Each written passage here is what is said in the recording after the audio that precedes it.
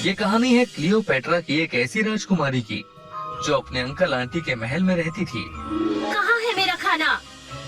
राजकुमारी राजकुमारी जाग गई? अभी तो सिर्फ 8 ही बजे हैं। अब क्या होगा? राजकुमारी का खाना अभी तक बनकर तैयार नहीं है।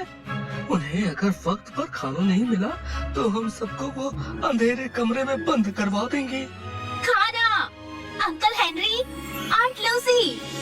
एलेना की आवाज सुनकर अपना सारा काम छोड़कर किंग हेनरी भागते हुए अपनी प्यारी भतीजे के कमरे में आ जाते हैं। राजकुमारी, आप इतनी जल्दी उठ गई? सब ठीक तो है ना? किसकी जरूरत हुई राजकुमारी की नींद में खलल डालने की?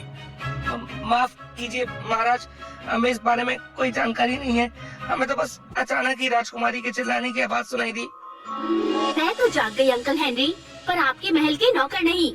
जब मेरी आँख खुली तब कमरे में कोई नौकर क्यों नहीं था? क्या तुम लोग जानते नहीं कि मैं कौन हूँ? क्लियोपेट्रा की होने वाली महारानी हूँ मैं। अंकल हेनरी, मुझे गुस्सा आ रहा है। मुझे खाना चाहिए। मेरा शाही खाना कहाँ है? प्रिंसेस, आप इतनी जोर से चीखेंगी तो आपका गला बैठ जाएगा। फिर आप खाने का मजा कैसे ले पाएंगी? आज तो आपके लिए स्पेशल आइसक्रीम बनाई गई है। आप जल्दी से तैयार हो जाइए और खाने पर आ जाइए। आइसक्रीम? सुनकर अच्छा लगा कि किसी को तो होने वाली महारानी की कद्र है। ठीक है अंकल हेनरी, मैं तैयार होने जाती हूँ। मेरे शाही स्नान के बाद जैसे ही मैं अपने कमरे में पहुँचूं, मेरा खाना मेरे बिस्तर पर होना चाहिए। किसी तरह किंग हेनरी अपनी नीज के गुस्से को शांत करते हैं और फौरन ही राजमहल के सभी बावर्ची महल की इकलौती राजकुमारी के लिए अच्छे से अच्छा खाना बनाने में लग जाते हैं। और ठीक 15 मिनट के बाद जैसे ही एलेना अपने कमरे में आती है, आपका शाही खाना तैयार है राजकुमारी, आपके बिस्तर पर। तो उसे बिस्तर पर ही रहने दो। मुझे खाना नीचे टेबल पर खाना है।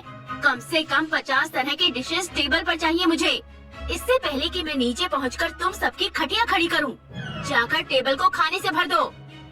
ये थी एलेना, जो कि अपनी बहन एला से बिल्कुल ही अलग थी। राजकुमारी एला बचपन से ही अपने माँ बाप के साथ रहती थी और उसके मन में सभी के लिए बहुत प्यार था।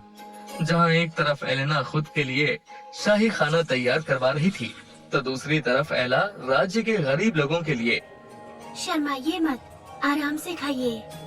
राजकुमारी की जय हो। आपका मन बहुत कोमल है राजकुमारी। आपको मेरी भी उम्र लग जाए। उम्र से याद आया, कल एलिना 18 साल की होने वाली है। मेरी पहली संतान, तुम्हारी बड़ी बहन एलिना कल 18 साल की हो जाएगी और अब वो महल में वापस आ सकती है। मेरी बड़ी बहन? मेरी कौन सी बड़ी बहन मम्मा?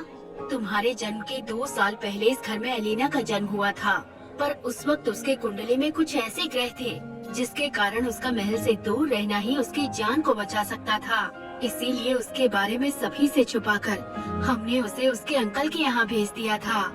मेरी एक बड़ी बहन भी है। वाह! एला बहुत खुश हुई। यहाँ एला एलेना के वापस लौटने से बड़ी खुश थी, तो वहाँ एलेना नाराज। अपने रथ पर सवार एलेना वापस अपने घर आने के लिए निकल पड़ती है। वहाँ एक छोटी बहन भी है मेरी। हो सकता है वो मुझसे भी खूबसूरत दिखती हो।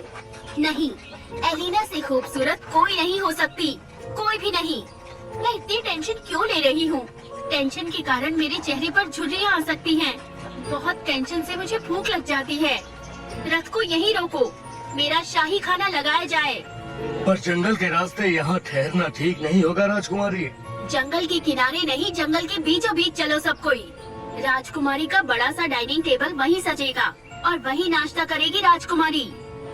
जंगल के बीचों बीच जहाँ बाकी सभी सिपाही कांप रहे थे, वहाँ राजकुमारी एलेना उछलते कूदते गाना बजाते नाश्ता कर रही थी। इस कचरे को यहाँ से उठाने में समय बर्बाद करने की जरूरत नहीं है। अब हम यहाँ से सीधा मेरे महल जाएंगे, मेरे अपने महल, पूरे 16 साल बाद। राजकुमारी ने ये बहुत बड़ी गलती कर दी। इस जंगल में ब्लैक विच का साया है, अगर वो हमारे पीछे पड़ गई तो। पर अपने रौब में मशहूर एलेना को कहाँ कुछ दिख रहा था। वो ड्रिंक्स की बोतल, खाने के गंदे प्लेट्स जंगल में छोड़कर क्लियोपेट्रा के महल में पहुंच जाती है, जहां उसका बड़े शान और शौकत के साथ स्वागत किया जाता है। पर महल के अंदर राजा के सिंहासन के ठीक बगल में अपनी छोटी बहन को बैठा देखकर मन ही मन एलेना को गुस्सा आने लगता है। इतना अच्छे से स्वागत किसी बड़े राजा का भी ना हुआ होगा जितना मेरा हुआ है। ये है मेरा रुतबा और मैं हूँ यहाँ की राजकुमारी। डैडी, आज पूरे 16 साल के बाद मैं आई हूँ, तो मेरे आने की खुशी में शाही खाना तो बनना ही चाहिए। आपके राज्य में पहुँचने तक रास्ते में कहीं मुझे कुछ भी अच्छा खाने को मिला ही नहीं, और ये सिपाही जो आपने भेजे थे किसी काम के नहीं है। मेरा बस चले तो मैं इन सबको कैद करवा दूं। ओहो, मुझे गुस्सा आ रहा है। जब भी मुझे गुस्सा आता है मुझे भूख लगती है। हमारे छोटे भाई ने हमें सब कुछ बता दिया है कि कैसे हमारी राजकुमारी को हर बात पर भूख लगती है। आपके जाने की खुशी में शाही खाना तैयार है राजकुमारी। दीदी, एला अपनी कुर्सी से उतरकर अपनी बहन के गले लगने जाती है कि एलेना उसे देखकर भी नजरअंदाज करके आगे बढ़ जाती है। जब तक एलेना तैयार होकर अपने शाही कपड़े पहनती है तब तक उसके लिए शाही खाना तैयार हो जाता है। पर इस बार वो होता है जो इसके पहले कभी नहीं हुआ था। एलेना जैसे ही पिज्जा का पहला बाइट लेती है उसके कानों में एक डरावनी आवाज सुनाई देती है।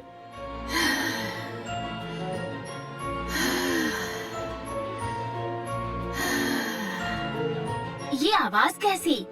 डैडी, मुझे बिल्कुल भी पसंद नहीं है कि मेरे खाने के वक्त कोई आवाज करे। पर यहाँ कोई भी आवाज नहीं कर रहा दीदी। ये आवाज तो आपके पेट से आ रही है जो खाने के लिए बेताब हुआ जा रहा है। खाइए खाइए। एलेना पिज्जा के स्लाइस को वहीं रखकर जैसे ही नूडल्स खाने जाती है, मुझे भी खिलाओ। और तभी खाने से आ रही खुशबू अचानक ही दुर्गंध में बदल जाती है और गुस्से से टेबल के ऊपर बिछे टेबल क्लॉथ को खींचकर एलेना सारा खाना गिरा देती है और अपने कमरे में चली जाती है। ये क्या बदतमीजी थी? हमारे राजमहल से दूर क्या रही ये लड़की? सारी तहजीब ही भूल गई। मेरे लिए ये लाओ, मेरे लिए वो लाओ, मैं ये नहीं खाती, मैं वो नहीं खाती, और इस तरह के ना जाने कितने नखरे करने वाली एलेना आज जब भी खाना मंगवा रही थी, खाना उसके गले के नीचे ही नहीं उतर पा रहा था। इसी तरह रात के 2 बज जाते हैं और खिड़की से उसे बहुत ही खुशबूदार खाने की सुगंध आती है। आहा, क्या खुशबूदार महक है। ये खाना बना कौन रहा है? उस बावर्ची को अपने महल में लेकर आऊंगी मैं। नौकरों, कहाँ हो तुम सब?